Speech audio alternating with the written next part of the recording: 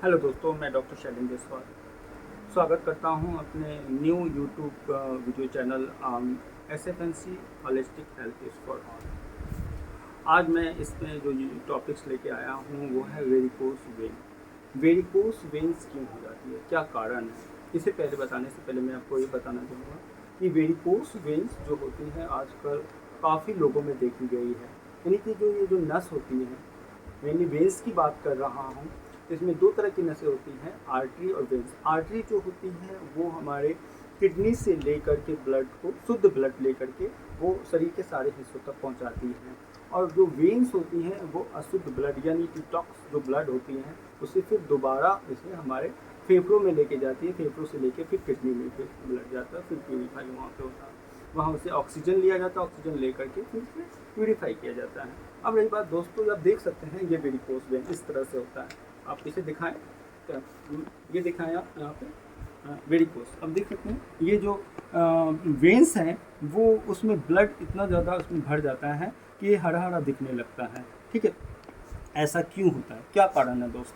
देखो, ये varicose when इस वजह से होता है कि जो ब्लड ऊपर की तरफ जा रहा होता है फिर हमारे फेफड़ों में पहुंचता है, यानी कि चेस्ट में पहुंच रहा होता है प्यूरिफिकेशन के लिए। तो उस समय क्या होता है, जो वेन्स होती हैं ये तो खुली होती हैं तो आसानी से निकल जाता है, ऊपर की तरफ पास हो जाती हैं। ठीक है, जब ये नहीं पास हो पाती है इस कारण ये है कि यहाँ पे वेन्स के अंदर दो तरह के वॉल्व होते हैं। ठीक है, ये जो वॉल्व होते हैं, एक वॉल्व खुलता है तो दूसरा वॉल्व बंद हो जाता है। आप ये देख सकते हैं जो वेरिकोस वेन है ये क्यों, ये जो नॉर्मल वेन है ये है नॉर्मल वेन। ये वेन्स आप ये जो वॉल्व है ये खुल गया और खुल गया तो दूसरा ये ब्लड ऊपर की तरफ पहुंच गया।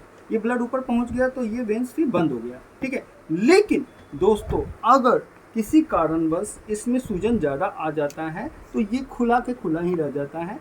वेन्स में क्या होता है कि ब्लड ऊपर की तरफ ठीक से पहुंच नहीं पाता, इसमें ऑक्सीजन की नितांत कमी हो जाती है, कार्बन डाइऑक्साइड की मात्रा बढ़ जाती है।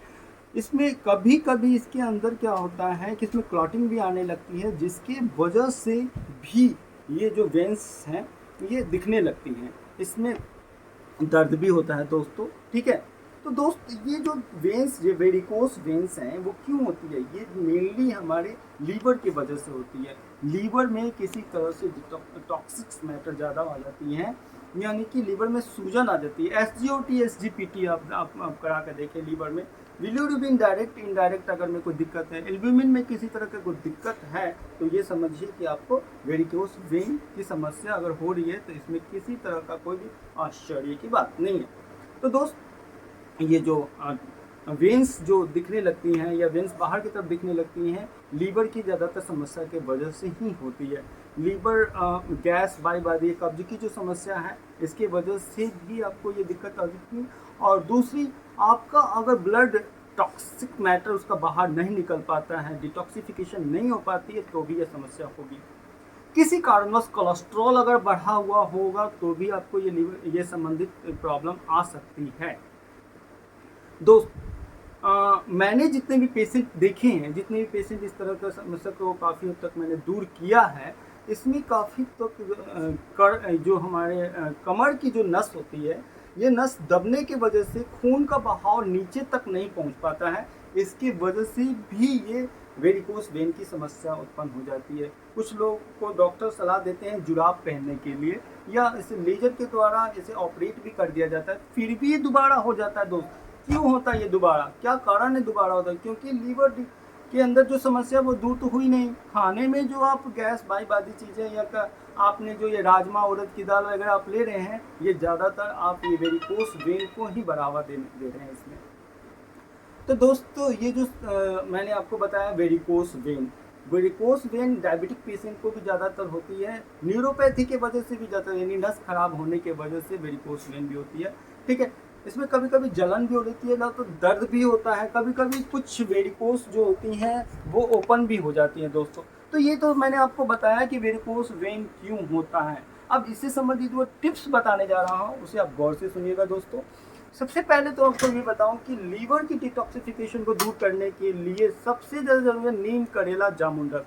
नीम करेला जामुन रस का अगर प्रयोग करेंगे तो लीवर आपका डिटॉक्स हो जाएगा। डिटॉक्स होगा तो SGO TSGPT की मात्रा अपनी कम होगी, गैस बाईबादी की समस्या दूर होगी, जिससे काफ़ी हद तक इस वेरिकोस में आपको राहत मिलेगी। जो दूसरा टिप्स बताने जा रहा हूँ, कमर की नस अगर आपकी दबी हुई है या कहीं ऊपर की तरफ कोई नस दबी हुई है तो उस पर आप सिकाई जरूर करें और उस पर आप एक कपड़ा लेकर के ऊपर से लेकर नीचे तक रबिंग करें, इससे ब्लड का सर्कुलेशन सही होगा। दोस्त मैंने इस तरह का पेशेंट ठीक किया, उसका इलाज अभी कर रहा हूँ, तो इस पर मुझे रिस्पॉन्स जो मिला इससे आपको शेयर कर रहा हूँ दोस्तों। तो इससे क्या ब्लड का सर्कुलेशन सही होगा, ब्लड का सर्कुलेशन सही होने की वजह से आपका ये तो सूजन जो आ रही है ये नसों में, जो ये 3 तरह की लेयर होती है, ट्यूनिका, इंटीमा, इनिशिया लेयर, ठीक है। इसके अंदर एक ल्यूमेन नामक एक तरल निकलता है जिससे इसमें लुब्रिकेंट बना रहता है। वो ल्यूमेन की कमी होने के वजह से भी ये दिक्कत आती है। तो ल्यूमेन को दूर करने के लिए आप अगर इसमें अरंडी का प्रयोग करें, अरंडी का तेल वगैरह आधा गिलास पानी में यूज करें तो भी बहुत हेल्पफुल होगा आपके लिए। इसमें अलसी का बीज बहुत ही हेल्पफुल रहा है। अलसी का बीज आप आधा गिलास पानी में उबाल कर आप ले लें, या वैसे भी अलसी अगर 1 या 2 अलसी उसे अगर चबाएं तो भी इसमें आपके ब्लड प्यूरिफिकेशन में आपको हेल्प मिलेगा, वेरिकोस वेन से आपको राहत मिलने वाली है दोस्तों। धनिया, मैंने बार बात कर रहा हूँ धनिया और पुदीने के पानी। धनिया और पुदीने के पानी दोस्तों क्यों यूज कर रहा है? धनिया पुदीने के लात के अंदर की जो गर्मी होती है, लीवर में जो टॉक्सिक्स होती है, कभी कभी पित्त की थैली निकलने की वजह से पित्त नहीं बनता है, तो भी ये बहुत ही हेल्पफुल होता है दोस्तों। तो ये धनिया और पुदीने का पानी आप इस्तेमाल करें, सुबह शाम धनिया पुदीने का पानी आप ले सकते हैं, या आप चटनी के रूप में भी इस्तेमाल कर सकते हैं दोस्तों। मोरिंगा, इसके अंदर आपको ये जो मैंने मोरिंगा बताया है, ये सहजन की फली होती है। सहजन की फली आप सब्जी में भी इस्तेमाल कर सकते हैं, या वैसे इसे सूप के रूप में भी उबाल के आप ले सकते हैं। ये बहुत ही हेल्पफुल होगा दोस्तों। इसमें सौंफ और इलायची, सौंफ इलायची मैं क्यों बार कह रहा हूँ दोस्तों, क्या कारण है कि सौंफ इलायची, इसके अंदर हार्पिन नामक हार्मोन होता है जो किडनी से निकलने वाले एंटीडियूरेटिक हार्मोन्स जो होते हैं, नॉरएपिन, नियोरेपिन, जो कि ब्लड को थीन करते हैं, ठीक है। ये नेचुरल वे में प्रोसेस होता है दोस्तों। एक और होता है स्टीरॉयड हार्मोन। तो ये 2 हार्मोन्स होता है, अगर नहीं निकल पा रहे हैं तो किडनी ब्लड को प्यूरिफाई नहीं कर पाएगी या छान भी नहीं पाएगी, ब्लड को थीन नहीं कर, जिससे कि वो ब्लड गाढ़ा हो जाता है। ब्लड गाढ़ा होने के वजह से भी वेरिकोस होता है। तो सौंफ इलायची के अंदर हार्पिन हार्मोन मिलेगा, जिससे आपको काफ़ी हेल्प होगा। इसके अलावा तेजपत्ते का पानी, तेजपत्ते का पानी भी आप आधा गिलास पानी में 2 या 3 तेजपत्ता उबाल के पी लो, आपको वेरिकोस वेन से राहत मिलने वाली है दोस्तों, ठीक है।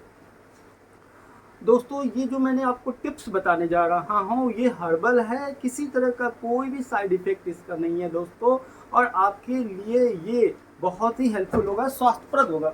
एक मैं आपको ये सिरप बताने जा रहा हूँ।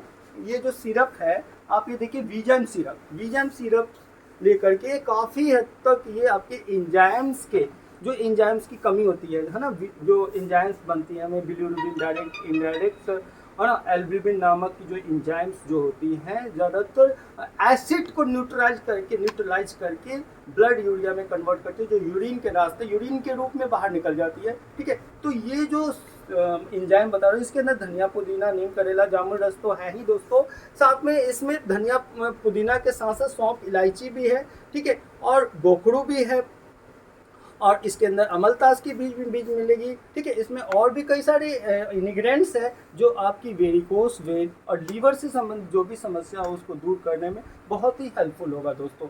तो दोस्तों ये जो मैंने टिप्स बताए हैं, ये ज़्यादा टिप्स अपनाने से पहले अपने डॉक्टर की सलाह अवश्य लें। अगर ये वीडियो आपको पसंद आया हो तो इसे आप लाइक और सब्सक्राइब जरूर करें, और अपने दोस्तों, निकट संबंधियों और रिश्तेदारों में इसे शेयर जरूर करें दोस्तों। शेयर करने से काफ़ी हद तक इससे जो समस्या से जो मैं इस सफरिंग कर रहे हैं या इससे जूझ रहे हैं उनको बहुत राहत मिलेगी। डॉक्टर सब कुछ बताते हैं, सारी आपको मतलब दवाइयाँ दे सब कुछ दे, लेकिन खाना क्या है क्या नहीं खाना है, इससे संबंधित आपको डाइट चार्ट जरूर आपको लेना चाहिए कि क्या चीज़ें हैं जो कि आपके लिए आपके नुकसान करती हैं और कौन सी ऐसी चीज़ें हैं जो कि आपके लिए हेल्पफुल है, उसके ऊपर ज़रूर ध्यान दें दोस्तों।